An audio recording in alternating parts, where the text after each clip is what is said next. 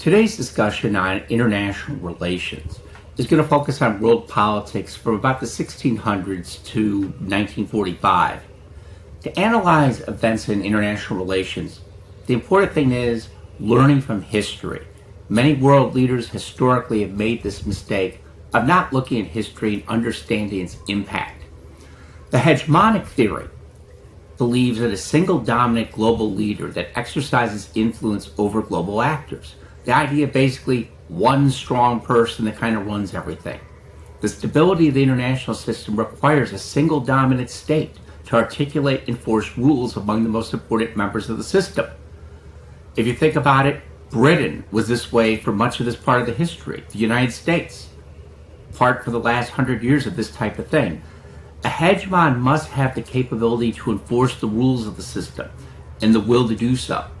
A strong hegemon is the greatest danger to the balance of power of the system. Global wars lead to the emergence of a hegemon. If you think about after World War II, that's what the United States became. In the 1600s, you had the 30-Year War and the Peace of Westphalia. After the Protestant Reformation challenged the papal authority of the Church, many European rulers like Henry VIII broke from the Church. These challenges led to the 30-Year War, devastating Europe. The result was the Peace of Westphalia, which established the principle of sovereignty, political independence, and legal authority of states over internal affairs. It recognized the political legitimacy that was to be derived from the secular rather than religious authority. We move fast forward now to about 1789, the French Revolution, kind of when the first ideas came up of the word nationalism. The French Revolution toppled the monarchy and struck terror in their eyes, not just in France, but globally. The revolution promoted nationalism, holding that each nation should be independent. It focused on loyalty on the nation rather than the monarch. Liberalism argued the power of government should be vested in citizens, not in monarchs. But the French Revolution led to chaos. The revolutionary turmoil in France led to the rise of Napoleon to take power. And then the wars in Europe in the early 1800s. France was looking to dominate much of Europe. Napoleon was revered and reviled by many. Britain, Austria, Russia united to defeat France, and ended up, in the end, Napoleon fled. The result of this was the concert of Europe. Britain, Russia, Prussia, Austria, and France sought to restore order to prevent any country from dominating Europe. The idea is, let's not have one single hegemon that can ruin everything. Let's try to keep everything a little equal. The Congress of Vienna forced France to pay reparations and guaranteed neutrality to buffer states between France and its neighbors, and established the idea of collective security. The goals are to unite against aggression and maintain a balance of power in Europe. For collective security to work, all threats to peace have to be a concern to everybody. Members should pledge to settle their disputes peacefully and diplomatically, if possible. And if a breach of the peace occurs, the organization will apply timely, robust actions to punish the aggressor. The key is universal participation, everyone getting involved. The difficulty is it expects everyone will be as anxious as everyone else to deal with these problems. One of the interesting key factors in this whole time period was the Industrial Revolution, which started in Britain and then moved to the United States. The Industrial Revolution had a huge impact creating economic hegemons, first starting in Britain and then in the United States. If you think of some of the great inventions of the 1800s, they were made in America. By the late 1800s, nationalism is growing. Nationalism encourages the promotion of domestic industries as a matter of national pride. In other words, it's made here, we have the pride to make it here. But by the 1800s, Germany was rising in Europe. And this was a concern to Britain and France. Britain and France had a history of not liking each other. But their great fear was a country that was more powerful than them. And they basically said, we may dislike each other, but both of us together can basically ward off a powerful Germany. When you think about the causes of World War I, everyone likes to point to the assassination of Archduke Ferdinand. But a lot of it was the rise of Germany. Its unification in economic growth and political power scared the bejesus out of Britain and also the rest of Europe. Germany felt encircled by its political enemies. Another factor was economic change. Prior to World War I, Britain was the most powerful economic power in Europe. Now it was becoming Germany. Nationalism was also a major impact. On the domestic level, nationalism is a powerful doctrine. Extreme patriotism can be dangerous. Nationalism measures it by the degree of opposition and hatred towards others and blind approval of policies and practices in your own state. Think about the U.S. after 9/11. Imperialism. Large parts of the world outside of Europe were under European control. All the various European powers wanted their own slice of the third world. The alliances became a problem. On the systemic level, the mutual defense alliances were designed to prevent a major war. But if one country was attacked, it meant everyone was bound to defend them. If you think about World War I, Serbia, Archduke Ferdinand assassinated there. Austria-Hungary declares war against Serbia. Russia then declares war against Austria-Hungary. Then Germany gets involved. Then France gets involved. Then Britain and Belgium gets involved. And before you know it, everyone's wondering, how did this start? If you read the book, The Guns of August by Barbara Tuchman, it will give you a good idea about how all this started. Russia mobilized due to its alliance with Serbia. So Germany declared war on Russia. France was drawn in against Germany and Austria-Hungary. Germany attacked France through Belgium. Britain had a treaty with Belgium. So now Britain gets involved. All these things. The U.S. was trying to stay neutral. Woodrow Wilson said, neutral in thought and action.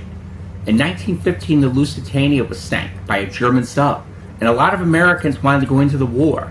But Britain, while they wanted the U.S. in the war, Wilson was not anxious to go to war. Wilson was very much a liberal. He lived in the South during the Civil War. He didn't want our country to go to war.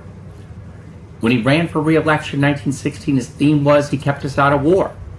But in 1917, due to the actions of Germany with the Zimmermann telegram, the United States declares war against Germany. The Germans had a plot to encourage Mexico to invade the United States because Germany was going to continue its submarine warfare. The idea is if Mexico attacks the United States isn't going to care about Europe. They're going to defend their southern border. And that's what happened. During the war, anything German, including language and culture, was shunned. Sauerkraut was referred to as liberty cabbage.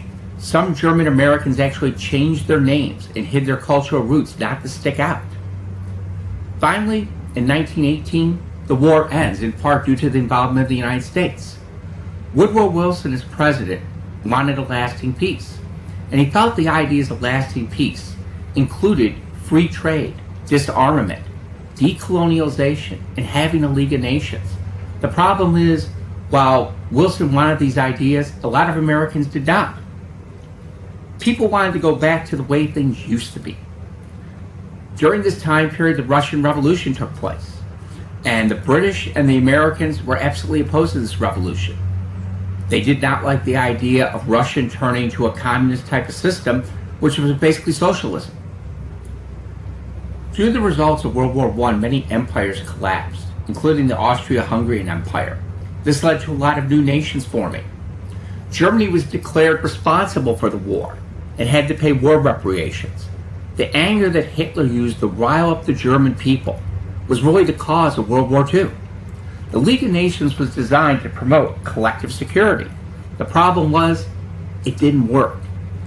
The United States didn't join the League, so it was going to be a failure without American guidance. During the 1930s, Hitler rises to power. Germany was looking for a strong leader, and Hitler knew how to play off the German people, scapegoating a variety of people, saying and blaming other people for losing World War I. Hitler was ignored by a lot of world leaders because there was economic problems in their own countries, and some even felt that Germany kind of got treated badly in World War I. There were a lot of world leaders that also had a lot of anti-Semitism in them, and they were kind of like, well, it's their own problem, let them do whatever they want. In the 1930s, appeasement of Hitler started. The idea being that dictators If you take away their grievances, they'll be less aggressive. Neville Chamberlain believed in this theory, turning over the Sudetenland of Czechoslovakia in 1938. Instead, in 1939, Hitler takes the rest of Czechoslovakia and Poland in September of 1939. World War II then begins. When you think about World War II beginning, I talked about this previously, the individual level of analysis all lies in Hitler. There was nothing that could have been done to stop this war from starting, because Hitler was someone who was pushing the envelope. Hitler was evil. And sometimes you have to go to war. There's no options other than that. The United States wanted to avoid warfare. In 1939, Albert Einstein wrote Roosevelt about the possibility of Germany constructing powerful bombs of a new type. FDR authorized the secret research of harnessing nuclear fusion, known as the Manhattan Project. As I mentioned, there were some groups that wanted America to stay out of war. Charles Lindbergh was the leader of the American First Groups, calling for the Americans to stay out of the war. But with the attack on Pearl Harbor in 1941, isolationism in America ends. During the war, Roosevelt, an admirer of Wilson, was focused on post-war peace. He wanted to create a United Nations to solve world problems.